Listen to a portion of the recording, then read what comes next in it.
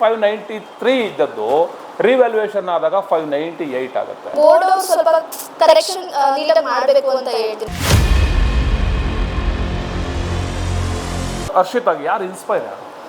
Sir inspiration ಅಂತ ಬಂದ್ರೆ ಅಪ್ಪ ಸರ್.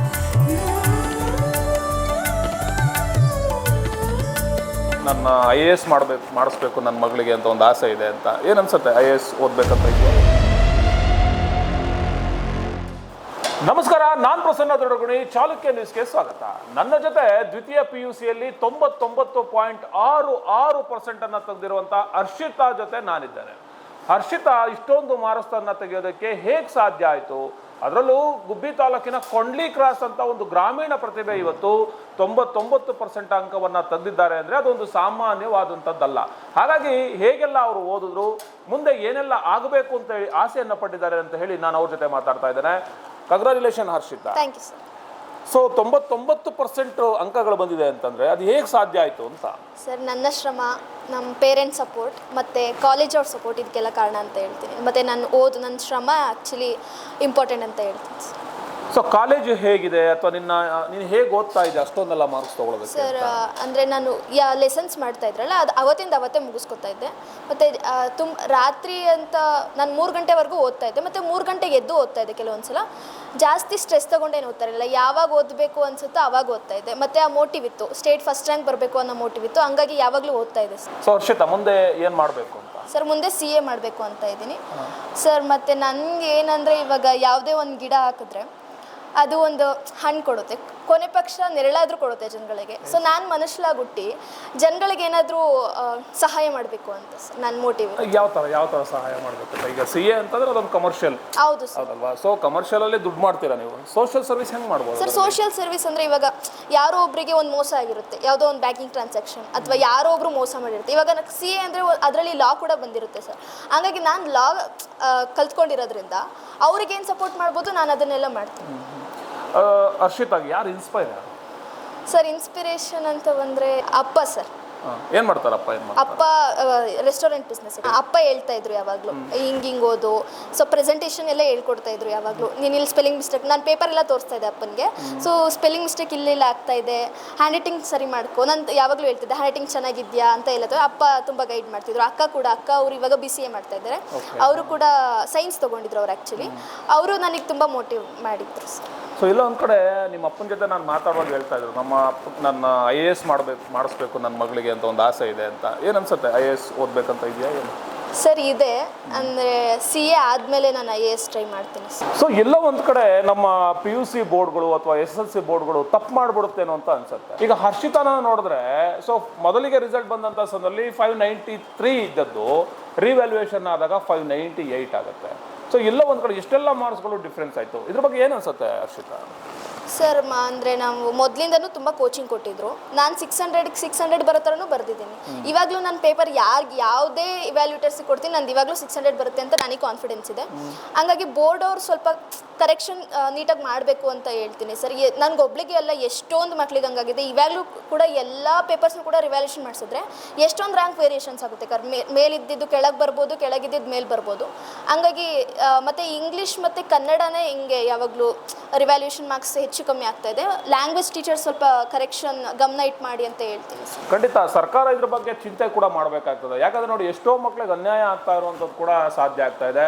ಖಂಡಿತವಾಗ್ಲೂ ನೀವು ರಿಸಲ್ಟನ್ನು ಒಂದಿನ ಲೇಟಾಗಿ ಕೊಟ್ಟರೂ ಪರವಾಗಿಲ್ಲ, ಆದರೆ ಮಕ್ಕಳ ಅಂಕಗಳಲ್ಲಿ ಬದಲಾವಣೆಗಳಾಗುವಂಥದ್ದು ಒಳ್ಳೆಯದಲ್ಲ. ಸೊ ಹಂಗಾಗಿ ಸರ್ಕಾರ ಇದ್ರ ಬಗ್ಗೆ, ಶಿಕ್ಷಣ ಸಚಿವರು ಇದ್ರ ಬಗ್ಗೆ ಸ್ವಲ್ಪ ಯೋಚನೆಯನ್ನು ಕೂಡ ಮಾಡಬೇಕಾಗ್ತದೆ. ಇನ್ನು ಸ್ಕಿಲ್ ಡೆವಲಪ್ಮೆಂಟ್ ಬಗ್ಗೆ ಏನು ಅನ್ಸುತ್ತೆ ಸರ್? ಈಗಿನ ಪ್ರಪಂಚದಲ್ಲಿ AI ಪ್ರಪಂಚ ಅಂತ ಹೇಳ್ತಾರೆ.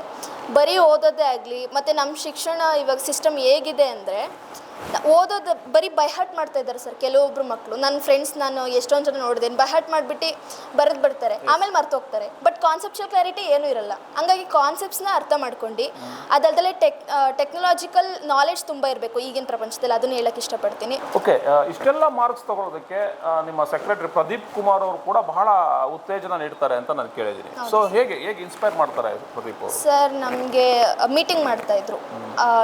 ಒಂದು ಟೆಸ್ಟ್ ಆಗಿತ್ತು ಅಂದರೆ ಮಂತ್ಲಿ ಟೆಸ್ಟ್ ಇರ್ತಿತ್ತು. ಮಂತ್ಲಿ ಟೆಸ್ಟ್ ಆದಮೇಲೆ ಯಾರ್ಯಾರು ಟಾಪರ್ಸ್ ಇರ್ತಾರಲ್ಲ ಅವ್ರನ್ನ ಕರೆದ್ಬಿಟ್ಟು ಒಂದು 10 ಮೆಂಬರ್ಸ್ 5 ಮೆಂಬರ್ಸ್ ಹಿಂಗೆ ಕರೆದ್ಬಿಟ್ಟು ಮೀಟಿಂಗ್ ಮಾಡ್ತಾಯಿದ್ರು. ಸೊ ನಮಗೆ ಏನೇನು ಫೆಸಿಲಿಟೀಸ್ ಬೇಕು, ಏನೇನು ಪ್ರಾಬ್ಲಮ್ ಆಗ್ತಿದೆ ಎಲ್ಲನೂ ಕೇಳ್ತಾಯಿದ್ರು. ಸೊ ನಾವೇನಾದರೂ ಪ್ರಾಬ್ಲಮ್ ಆಗ್ತಾಯಿದೆ ಅಂತ ಹೇಳಿದ್ರೆ ಅವಾಗ ಕರೆಕ್ಟಾಗಿ ಅದಕ್ಕೆ ಏನೇನು ಮಾಡಬೇಕು, ಏನು ಸಾಲ್ವ್ ಮಾಡಬೇಕು ಪ್ರಾಬ್ಲಮ್ಸ್ ಆ ಥರ ನೋಡ್ಕೋತಾ ಇದ್ರು ಸರ್. ಬಹುತೇಕ ವಿದ್ಯಾನಿಧಿ ಏನೆಲ್ಲ ಫೆಸಿಲಿಟೀಸನ್ನು ಕೊಡ್ತಾ ಇದೆ ಸ್ಟೂಡೆಂಟ್ಸಿಗೆ? ಸರ್ ಫೆಸಿಲಿಟೀಸ್ ಅಂತ ಬಂದ್ಬಿಟ್ಟು ಟ್ಯಾಲಿ ಕೋಚಿಂಗ್ ಇದೆ, CA ಕೋಚಿಂಗ್, CS ಕೋಚಿಂಗ್ ಇದೆ, PU ಬೋರ್ಡ್ ಬಿಟ್ಟು. ಆಮೇಲೆ ಕಾಂಪಿಟೇಷನ್ಸ್ ಇದೆ ಸರ್, ಮತ್ತು ಸ್ಪೋರ್ಟ್ಸ್ ಕೂಡ ಫೆಸಿಲಿಟೀಸ್ ಕೊಡ್ತಾರೆ. ಆಮೇಲೆ ಕೋರ್ಸೆರಾ ಅಂತ ಕೋರ್ಸಸ್ ಕೊಡ್ತಾರೆ, ಬೇರೆ ಬೇರೆ ಕೋರ್ಸಸ್. ಸೊ ನಾವು ವ್ಯೂ ಬೋರ್ಡ್ ಯೂಸ್ ಮಾಡ್ಕೊಂಡು ಎಲ್ಲನೂ ನಾವು ಕ್ಲಾಸಸ್ ಕೇಳ್ಬೋದು ಬೇಕಾದರೆ, ಆ ಥರ ಕೋಚಿಂಗ್ ಕೊಡ್ತಾರೆ ಸರ್. ಸೊ ಅಪ್ಪ ಅಮ್ಮನ ಬಗ್ಗೆ ಏನು ಹೇಳ್ತೀರಾ? ಸರ್ ಅಪ್ಪ ಬಂದ್ಬಿಟ್ಟು ಅಮ್ಮನೂ ಡಾಬಾ ನೋಡ್ಕೋತಾರೆ. IHAL ಹತ್ರ ಇದೆ, ಹಂಗಾಗಿ ಅವ್ರು ತುಂಬ ಶ್ರಮ ಪಟ್ಟಿದ್ದಾರೆ ಸರ್. ರಾತ್ರಿ ಎಲ್ಲನೂ ಕಷ್ಟಪಟ್ಟು ಕೆಲಸ ಮಾಡ್ತಾ ಇರ್ತಾರೆ. ಹಂಗಾಗಿ ನಾನು ಅವರಿಗೆ ಒಂದು ಒಳ್ಳೆ ಹೆಸರು ತರಬೇಕು ಅಂತ ತುಂಬಾ ಕನಸಿದೆ. ಅವರು ಕೂಡ ನನ್ನ ಮೇಲೆ ತುಂಬ ನಂಬಿಕೆ ಇಟ್ಟಿದ್ದಾರೆ. ಆ ನಂಬಿಕೆ ನಾನು ಉಳಿಸ್ಕೊತೀನಿ ಅಂತ ಹೇಳ್ತೀನಿ. ಸೊ ಮುಂದೆ ಈಗ ಸೆಕೆಂಡ್ PUC ಓದ್ತಿರುವಂತಹ ನಿಮ್ಮ ಜೂನಿಯರ್ಸ್ಗೆ ಹೇಗೆ ಓದಬೇಕು ಅಂತ ಹೇಳ್ತೀರಾ? ಜೂನಿಯರ್ಸ್ ನೀವು ಬಂದ್ಬಿಟ್ಟು ಟೆಕ್ಸ್ಟ್ ಬುಕ್ ಓದಿ ಫಸ್ಟ್, ಕ್ಲಾಸಸ್ ನೀಟಾಗಿ ಕೇಳಿ. ಆ ಕ್ಲಾಸಸ್ನಲ್ಲಿ ಯಾವುದೇ ಕಾರಣಕ್ಕೂ ಗಮನ ಕಳ್ಕೊಬೇಡಿ. ಮತ್ತು ಟೆಕ್ಸ್ಟ್ ಬುಕ್ ಓದಿ, ನಿಮ್ಮ ಓನ್ ನೋಟ್ಸ್ನ ನೀವು ಪ್ರಿಫರ್ ಮಾಡಿ. ಯಾರೇ ನೋಟ್ಸ್ ಕೊಡಲಿ, ನೀವು ಓನ್ ನೋಟ್ಸ್ ಮಾಡೋದ್ರಿಂದ ಅದು ನಿಮ್ಗೆ ಕರೆಕ್ಟಾಗಿ ತಲೆಯಲ್ಲಿ ಇರುತ್ತೆ. ಸೊ ಇನ್ನೊಂದು ಹೇಳಬೇಕು ಅಂದರೆ ಕೆಲವು ಮಕ್ಕಳಿಗೆ ಪೊಟೆನ್ಷಿಯಲ್ ಇರುತ್ತೆ, ಬಟ್ ನನಗೆ ಕೈಲಿ ಆಗಲ್ಲ ಅಂತ ಒಂದು ಕಡೆ ಕೂತ್ಕೊಂಡ್ಬಿಡ್ತಾರೆ. ಬಟ್ ನೀವು ಏನೇ ಒಂದು ಕನಸು ಕಟ್ಟಬೇಕಂದ್ರೂ, ಏನೇ ಒಂದು ಡ್ರೀಮ್ ಇರಬೇಕಂದ್ರೂ ಯಾವಾಗಲೂ ಒಂದು ಹೈ ಆಗಿ ಇಟ್ಕೊಳ್ಳಿ. ಆವಾಗ ನೀವು ಇವಾಗ ನಾನು 100% ಇಟ್ಕೊಂಡಿದ್ದೀನಿ, 600 ಬರಬೇಕು ಅಂದರೆ 598 ಬಂದಿದೆ. ಸೊ ನೀವು ಯಾವಾಗಲೇ ಒಂದು ಕನಸನ್ನ ಜಾಸ್ತಿ ಇಟ್ಕೊಂಡಾಗ ಅದನ್ನು ನೀವು ಅಚೀವ್ ಕೂಡ ಮಾಡ್ಬೋದು. ಬಟ್ ನೀವೇನಾದರೂ ನನ್ನ ಕೈಲಿ ಆಗಲ್ಲ ಅಂತ ಕುಟ್ಕೊಂಡ್ರೆ ನೀವು ಏನು ಮಾಡೋಕ್ಕಾಗಲ್ಲ. ಅಂದರೆ ಒಟ್ಟಿನಲ್ಲಿ ಗುರಿ ಇರಬೇಕು ಅಂತ, ಯಾವುದೋ ಒಂದು ಗುರಿ ಇದ್ರೆ ಖಂಡಿತ ಸಕ್ಸಸ್ ಆಗ್ತೀರಾ ನೀವು ಅಂತ. ಎಸ್, ಖಂಡಿತ. ಭಾಳ ಹಿಂದೆ ಹೇಳ್ತಾ ಇದ್ರು, ಮುಂದೆ ಗುರಿ ಇರಲಿ ಹಿಂದೆ ಗುರುವಿರಲಿ ಅಂತ. ಅವೆರಡನ್ನ ಇಟ್ಕೊಂಡ್ರೆ ಖಂಡಿತವಾಗ್ಲೂ ಸಕ್ಸಸ್ ಆಗೋದಕ್ಕೆ ಹರ್ಷಿತಾ ಅವರೊಬ್ಬ ಗ್ರಾಮೀಣ ಭಾಗದ ವಿದ್ಯಾರ್ಥಿನಿ ಇವತ್ತು ದೊಡ್ಡ ಮಟ್ಟದಲ್ಲಿ ಅಂಕಗಳನ್ನು ಗಳಿಸಿದ್ದಾರೆ. ಸೊ ಇದುವರೆಗೂ ನಾವು ಹರ್ಷಿತಾಳ ಮನದಾಳದ ಮಾತುಗಳನ್ನು ಕೇಳ್ಕೊಂಡ್ವಿ. 99.66 ತಗೊಳ್ಳೋದು ಅಷ್ಟು ಸುಲಭ ಅಲ್ಲ. ಅವರ ಹಾರ್ಡ್ ಎಷ್ಟು ಎಫರ್ಟ್ ಹಾಕಿದ್ದಾರೆ ಅಂತಂದರೆ ಖಂಡಿತವಾಗ್ಲೂ ಹಗಲು ರಾತ್ರಿಯನ್ನು ಓದಿದ್ರೆ ಮಾತ್ರ ಇಷ್ಟು ಮಾರ್ಕ್ಸ್ಗಳನ್ನು ತೆಗೆದುಕೊಳ್ಳೋದಕ್ಕೆ ಸಾಧ್ಯ. ಅವರ ಮುಂದಿನ ಫ್ಯೂಚರ್ ತುಂಬ ಚೆನ್ನಾಗಿರಲಿ ಅಂತ ಹೇಳಿ ನಮ್ಮ ಚಾಲುಕ್ಯ ನ್ಯೂಸ್ನಿಂದ ನಾವು ಅವ್ರಿಗೆ ಆಶಿಸ್ತಾರೆ. ತುಂಬ ದಪ್ಪ ಇದ್ದೀರಾ, ಸಣ್ಣ ಆಗಬೇಕಾ, ಯಾವುದೇ ಸೈಡ್ ಎಫೆಕ್ಟ್ ಇಲ್ದಂಗೆ ಆರಾಮಾಗಿ ಸಣ್ಣ ಆಗಬೇಕು ಅಂದರೆ ನಮ್ಮ ಜೀನಿ ಸ್ಲಿಮ್ನ ಯೂಸ್ ಮಾಡಿ. ಕೆಳಗಡೆ ಕಾಣ್ತಿರೋ ನಂಬರ್ಗೆ ಕರೆ ಮಾಡಿ ಹೋಮ್ ಡೆಲಿವರಿ ಪಡೀರಿ. ಚಾಲುಕ್ಯ ನ್ಯೂಸ್, ಜನರಿಗೋಸ್ಕರ.